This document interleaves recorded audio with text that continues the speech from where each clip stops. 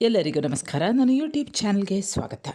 ವಿದ್ಯಾರ್ಥಿಗಳೇ ಮತ್ತು ಆತ್ಮೀಯರೇ, ಇಂದು ನಾನು ನಿಮ್ಮ ಎದುರಿಗೆ ದುರ್ಗಸಿಂಹ ಬರೆದಂತಹ 2 ಗಿಣಿಗಳ ಕಥೆ ಅನ್ನುವಂತಹ ಕಥೆಯನ್ನು ನಿಮ್ಮ ಎದುರಿಗೆ ಪ್ರಸ್ತುತಪಡಿಸ್ತಾ ಇದ್ದೇನೆ. ಕೇಳ್ತೀರಲ್ಲ?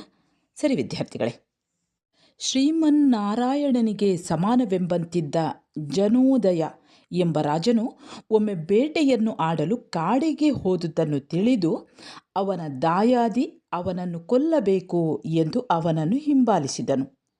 ಅವನ ಬರವನ್ನು ದೂರದಿಂದಲೇ ಕಂಡು ಅವನು ತನ್ನ ಹಗೆ ಎಂಬುದನ್ನು ನಿಶ್ಚಯಿಸಿ, ಹಗೆಗೆ ಗುರಿಯಾಗಿ ನಿಷ್ಕಾರಣವಾಗಿ ಯಾಕೆ ಸಾಯಬೇಕು? ಬದುಕಿದವನೇ ಬಂಟ ಎಂಬ ನಾಣ್ಣುಡಿಯುಂಟು. ಶರೀರ ಮಾಧ್ಯಂ ಖಲು ಧರ್ಮ ಸಾಧನಂ ಎಂಬ ಪುರಾಣ ವಾಕ್ಯ ಉಂಟು. ಆದ್ದರಿಂದ ತಾನು ಏರಿದ ಜಾತ್ಯಶ್ವವನ್ನು ಸವರಲು ಅದು ಗಾಳಿಗೆ ಗರಿ ಮೂಡಿದಂತೆಯೂ ಮನಸ್ಸಿನ ವೇಗಕ್ಕೂ ಮಿಗಿಲೆಂಬಂತೆಯೂ ದೂರ ಹೋಗಿ ಒಂದು ಬೇಡರ ಬಿಡಾರವನ್ನು ತಲುಪಿತು. ಅದನ್ನು ಕಂಡು ಅಲ್ಲಿ ನಿಲ್ಲಬೇಕೆಂದು ಬರುತ್ತಿದ್ದ ರಾಜಕುಮಾರನನ್ನು ಬೇಡರ ಬಿಡಾರದಲ್ಲಿದ್ದ ಪಂಜರದ ಗಿಣಿ ಕಂಡು ತನ್ನ ಅಧಿಪತಿಯಾದ ಕಿರಾತಾಧೀಶನಿಗೆ ಈ ರೀತಿಯಾಗಿ ಹೇಳಿತು: ಎಲೈ ಶಬರ ರಾಜ, ಬಗೆ ಬಗೆಯ ಚಿನ್ನದ ಆಭರಣಗಳನ್ನು ತೊಟ್ಟುಕೊಂಡು ಒಬ್ಬನು ವ್ಯಾಕುಲಗೊಂಡು ಇಲ್ಲಿಗೆ ಬರುತ್ತಿದ್ದಾನೆ.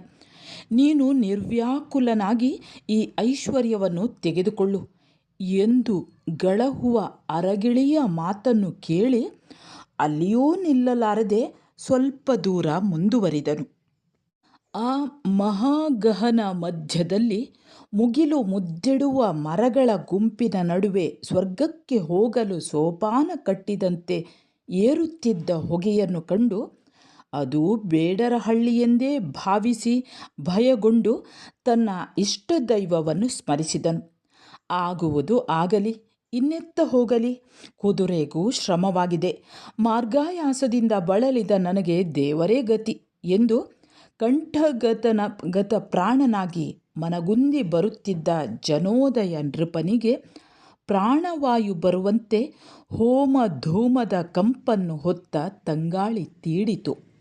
ಆ ಮಂದ ಮಾರುತದಿಂದ ದೇಹದ ಬಳಲಿಕೆ ಪರಿಹಾರವಾಗಿ ಆ ಧೂಪ ವಾಸನೆಯಿಂದ ಇದು ಋಷ್ಯಾಶ್ರಮವಾಗಿರಬೇಕು ಎಂದು ನಿಶ್ಚಯಿಸಿ ಆ ಆಶ್ರಮಕ್ಕೆ ಎದುರಾಗಿ ಬರುತ್ತಿದ್ದನು.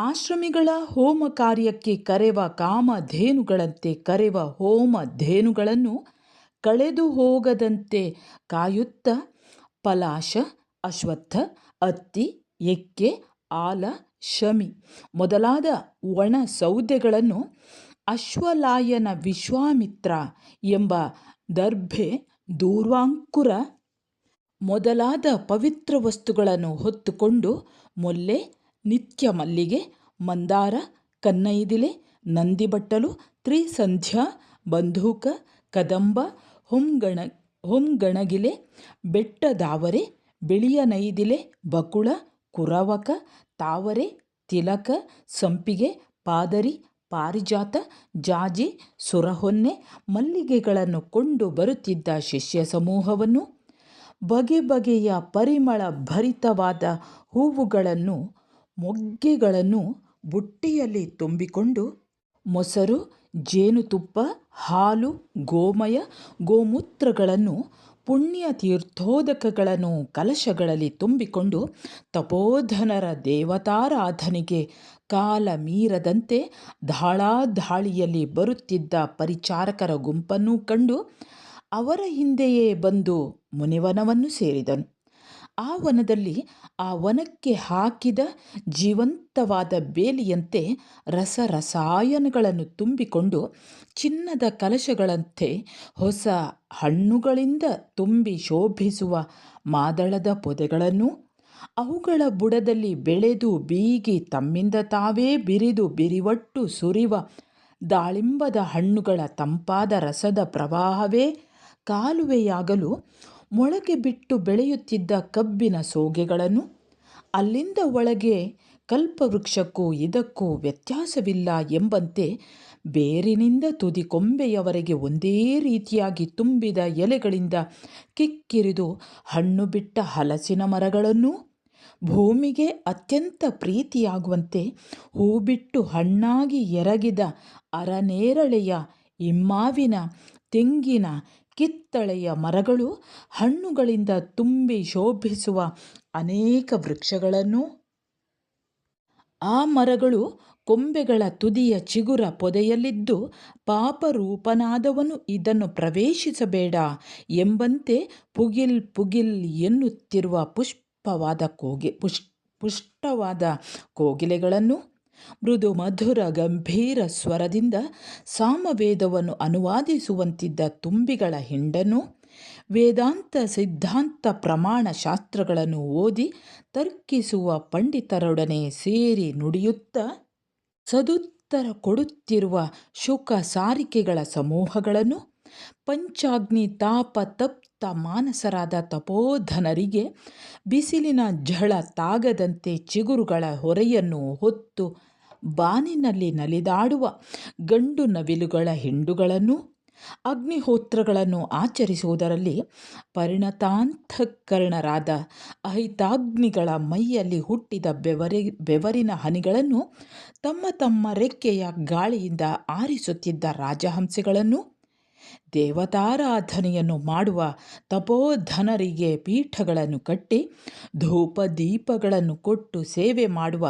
ಚುರುಕಿನ ಮಂಗಗಳ ಸಮೂಹಗಳನ್ನು, ಕೃಚ್ಛ್ರ, ಅತಿಕೃಚ್ಛ್ರ, ಚಾಂದ್ರಾಯಣ, ಸಾಂತಪನ ಮೊದಲಾದ ಮಹಾತಪಸ್ಸುಗಳಿಂದ ತಪ್ತರಾಗಿ ಕ್ಷೀಣ ಧಾತುಗಳಾದರೂ ಬಿಡದೆ ನಡೆದಾಡುತ್ತಿದ್ದು ಎಡವಿ ಬೀಳುವ ವೃದ್ಧ ತಾಪಸರ ಕೈಯನ್ನು ಹಿಡಿದು ಕೂಡಲೇ ಎತ್ತುವ ಕೋತಿಗಳ ಗುಂಪನ್ನು, ಹೋಮಾಗ್ನಿಯನ್ನು ನಂದಿಸಲೂ ಕುಂದಿಸಲೂ ಬಿಡದೆ ಒಣಗಿದ ಸಾಧನಗಳನ್ನು ಜೋಡಿಸುವ ಆನೆಯ ಮರಿಗಳನ್ನು, ಸ್ನಾತಕ ವ್ರಾತಕ್ಕೆ ಶೌಚ ಕಾರ್ಯಕ್ಕಾಗಿ ಕಣಿವೆಯ ಮಣ್ಣನ್ನು ಕೊಂಬುಗಳಿಂದ ಎತ್ತಿ ತಂದು ಅವರ ಮುಂದೆ ಹಾಕುವ ಉತ್ತಮವಾದ ಗಜಗಳ ಗುಂಪನ್ನು, ತೀರ್ಥ ಸ್ನಾನಕ್ಕಾಗಿ ಪ್ರಯಾಣಿಸುವ ವಾನಪ್ರಸ್ಥ ಜನರ ಧೋತ್ರ ಪವಿತ್ರ ಜಪಸರಗಳನ್ನು ತಮ್ಮ ಕವಲುಗೊಂಬುಗಳಲ್ಲಿ ಸಿಕ್ಕಿಸಿಕೊಂಡು ಅವರೊಡನೆ ನಡೆಯುವ ಸಾರಂಗ ಸಮೂಹವನ್ನು, ಭಿಕ್ಷುಗಳ ಭಿಕ್ಷೆಯಲ್ಲಿ ನೊಣಗಳು ಬೀಳದಂತೆ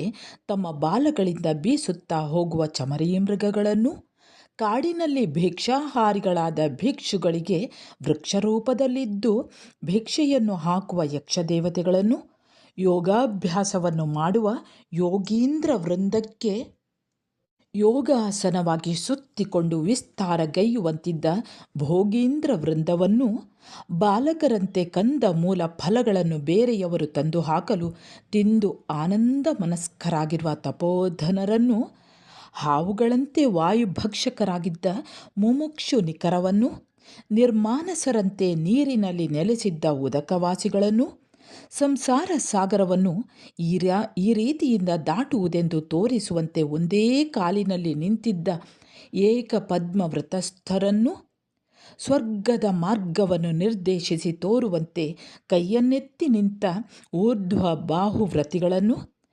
ಹಸರಿಸಿದ ಕುಸುಮ ದೆಸಳ ಚಿನ್ನವನ್ನು ದಿಕ್ಕು ದಿಕ್ಕಿಗೆ ಕಂದಿಸಲು ಮಲಯಾನಿಲ ಬೀಸಿ ಕಳೆಯಲು 3 ಕಾಲಗಳಲ್ಲೂ ಖಲ್ವಾಯಿತನಂತೆ ಗಂಗಾಜಲವನ್ನು ತಂದು ತಳೆಯುವ ಬಿಳಿಯ ಮುಗಿಲುಗಳನ್ನು, ಧರ್ಮಶಾಸ್ತ್ರ ವ್ಯಾಖ್ಯಾನ ಮಾಡುವ ಮುನಿಮುಖ್ಯರ ಪಕ್ಕದಲ್ಲಿ ಯಾವಾಗಲೂ ಅಗಲದೇ ಇರುವ ಆನೆ, ಜಿಂಕೆ, ಹರಿಣ, ಮೊಲ, ಸಾರಂಗ ಮೊದಲಾದ ಕ್ರೂರ ಮೃಗ ಸಮೂಹವನ್ನೂ ಕಂಡು ಆ ತಪೋಧನರ ತಪೋವನದ ತಪಃಪ್ರಭಾವಕ್ಕೆ ಅಲ್ಲಿಯ ಪಶು ಪಕ್ಷಿ ಮೊದಲಾದ ಚರಾಚರಗಳಿಗೆ ಹುಟ್ಟಿದ ಉಪಶಾಂತಿ ಮೊದಲಾದ ಗುಣಕ್ಕೆ ಚೋದ್ಯ ಹೊಂದಿ ನೋಡುತ್ತಿದ್ದ ಆ ರಾಜಕುಮಾರನನ್ನು ಅಲ್ಲಿದ್ದ ಒಂದು ರಾಜಕೀರ ಕಂಡು, ಎಲೆ ಮಹಾಪುರುಷ, ನೀನು ಕುದುರೆಯು ತುಂಬ ಬಳಲಿದ್ದೀರಿ.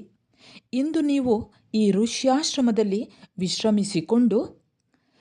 ವಿಶ್ರಮಿಸಿಕೊಂಡು ಹೋಗಿ ಎಂದಿತು. ಆ ಪಕ್ಷಿಯ ಮಾತನ್ನು ನಂಬಿ ಒಂದು ಹೂಗೊಳದ ದಡದ ಮಾವಿನ ಮರದ ಬುಡದಲ್ಲಿ ಹಲ್ಲಣವನ್ನು ಬಿಚ್ಚಿ ಕುದುರೆಗೆ ನೀರನ್ನು ಕುಡಿಸಿ ತಾನೂ ಸ್ನಾನಾದಿ ನಿತ್ಯ ನಿಯಮಗಳನ್ನು ಪೂರೈಸಿದನು. ಅಲ್ಲಿಯೇ ಹತ್ತಿರವಿದ್ದ ಆಶ್ರಮದ ಗುರುಗಳ ಸಮೀಪಕ್ಕೆ ಬಂದು ಅವರಿಗೆ ನಮಸ್ಕರಿಸಿ, ನೀವು ದೇವತಾ ಸ್ವರೂಪರು, ತತ್ವ, ತಪಸ್ಸು, ಧರ್ಮ ಎಂಬಿವುಗಳು ಹೇಗಿವೆ ಎಂಬುದನ್ನು ನನಗೆ ತಿಳಿಯುವಂತೆ ಹೇಳಿರಿ ಎಂದು ಕೇಳಲು ಆ ಮುನೀಶ್ವರನು ಹೀಗೆ ಹೇಳಿದನು. ಸಾವು ಹುಟ್ಟು ಇಲ್ಲದವನೇ ದೇವನು, ಆತನ ಮಾತೇ ತತ್ವ, ಜೀವದಯೆಯೇ ಧರ್ಮ, ಇಂದ್ರಿಯ ಸೇವೆಯನ್ನು ತೊರೆಯುವುದೇ ತಪಸ್ಸು ಎಂದು ಆ ಯೋಗೀಶ್ವರನು ತನ್ನ ಅಭಿಪ್ರಾಯವನ್ನು ಕಿರಿದರಲ್ಲಿ ತುಂಬುವಂತೆ ಹೇಳಲು ಅರಸನು ಸಂತೋಷಪಟ್ಟು ಅಲ್ಲಿಯೇ ಕುಳಿತುಕೊಂಡನು. ಆಗ ಆ ರಾಜಕೀರವು ನೇರಳೆ, ಬಾಳೆ ಮೊದಲಾದ ರುಚಿಕರವಾದ ಹಣ್ಣುಗಳನ್ನು ತಂದುಕೊಡಲು ಅದನ್ನು ಆಸ್ವಾದಿಸಿ ಶ್ರಮ ಪರಿಹರಿಸಿಕೊಂಡು ಮಿತ್ರನಾದ ಆ ಗಿಳಿಗೆ ಹೀಗೆ ಹೇಳಿದನು. ದೇಹ, ರೂಪು, ವಯಸ್ಸು, ಸ್ವರ, ಚೇಷ್ಟೆಗಳಲ್ಲಿ ನಿನಗೆ ಅನುರೂಪನಾದ ಒಂದು ಗಿಳಿ ಬೇಡರ ಹಳ್ಳಿಯಲ್ಲಿ ಇರುವುದನ್ನು ಕಂಡೆ. ಅದು ನನ್ನನ್ನು ಕಂಡು ಇವನನ್ನು ಹಿಡಿ, ಕಟ್ಟು, ಕೊಲ್ಲು ಎಂದು ದುರ್ನಯದಿಂದ ವರ್ತಿಸಿತು. ನೀನು ಮಿತ್ರನಾಗಿ ನಡೆದುಕೊಂಡೆ, ಇದಕ್ಕೆ ಕಾರಣವೇನು ಎಂದು ಕೇಳಲು, ನನಗೂ ಆ ಪಕ್ಷಿಗೂ ತಂದೆ ತಾಯಿಗಳು ಒಬ್ಬರೇ. ನನ್ನನ್ನು ಈ ಮುನಿಗಳು ಕೊಂಡು ಬಂದರು. ಅವನನ್ನು ಕ್ರೂರರು, ಮ್ಲೇಚ್ಛರೂ ಆದ ಬೇಡರು ಕೊಂಡು ಹೋದರು. ಅಲ್ಲದೆ ನಾನು ಮುನಿಗಳ ವಚನವನ್ನು ಕೇಳುವೆನು, ಅವನು ಕ್ರೂರರಾದ ಮ್ಲೇಚ್ಛರ ಮಾತನ್ನು ಕೇಳುವನು. ಇದನ್ನು ಪ್ರತ್ಯಕ್ಷವಾಗಿ ನೀನೇ ಕಂಡಿರುವೆ. ಸಂಸರ್ಗದಿಂದ ಗುಣಗಳು ಉಂಟಾಗುವವು ಎಂದು ರಾಜಕೀರವು ಹೇಳಿದುದರಿಂದ ಎಂಥ ಬುದ್ಧಿವಂತನೂ ಸಂಘವಶದಿಂದ ಸ್ವಭಾವ ಗುಣವನ್ನು ಬಿಡುವುದು ಸತ್ಯ. ಇಲ್ಲಿಗೆ 2 ಗಿಣಿಗಳ ಕಥೆ, ದುರ್ಗಸಿಂಹ ಬರೆದಂಥ ಈ ಕಥೆ ಮುಕ್ತಾಯವಾಗ್ತದೆ. ವಿದ್ಯಾರ್ಥಿಗಳೇ, ಈ ಒಂದು ಕಥೆಯಿಂದ ನಾವು ಎಂಥವರ ಸಂಘವನ್ನು ಅಥವಾ ಎಂಥ ಪರಿಸ್ಥಿತಿಯಲ್ಲಿ ಇರ್ತೇವೋ ಅಲ್ಲಿಯ ಆ ಒಂದು ಸಂಸರ್ಗದಿಂದ, ಅಂದರೆ ನಾವು ಕೆಟ್ಟವರ ಸ್ನೇಹವನ್ನು ಮಾಡಿದರೆ ಕೆಟ್ಟ ಗುಣಗಳು ನಮ್ಮಲ್ಲಿ ಬೆಳೆಯುತ್ತವೆ, ಒಳ್ಳೆಯವರ ಸ್ನೇಹ ಮಾಡಿದರೆ ಒಳ್ಳೆಯ ಗುಣಗಳು ನಮ್ಮಲ್ಲಿ ಬೆಳೆಯುತ್ತವೆ ಅನ್ನುವಂಥದ್ದನ್ನು ಈ ಕಥೆಯಿಂದ ನಾವು ತಿಳ್ಕೊಳ್ಬೋದು. ಸರಿ ವಿದ್ಯಾರ್ಥಿಗಳೇ, ಮುಂದೆ ಇನ್ನೊಂದು ಹೊಸ ಒಂದು ಪಾಠದೊಂದಿಗೆ ಮತ್ತೆ ಬರುತ್ತೇನೆ. ಅಲ್ಲಿಯವರೆಗೆ ನಮಸ್ಕಾರ.